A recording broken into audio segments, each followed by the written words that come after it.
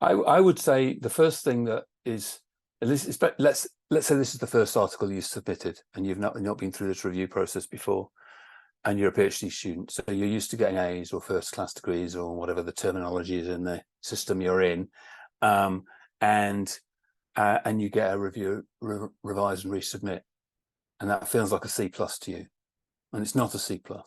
It's absolutely the normal thing that almost all articles get the first time they're submitted.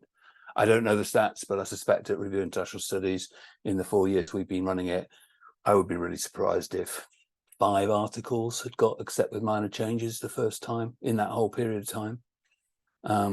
So the vast majority of things that get published in the review will have got revise and resubmit as their first call. And so don't be scared of that. That's not a failure. That's exactly what you want. I have heard of PhD students who they get the R&R and they chuck the article in the bin and they delete it.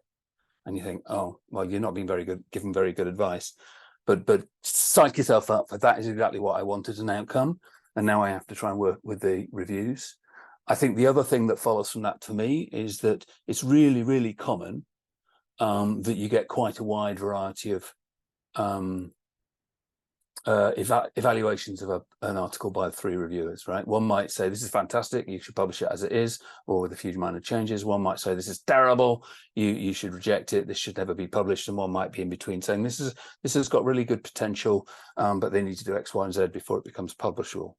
Now, that person in the middle is the person you need to please the most, right? The person, the reject person, is the person who said reject. You forget about them. I mean, take seriously any substance of the comments they said, because they may well be general, of general value, but don't take that evaluation too much to heart. Not that you see that they actually tick reject.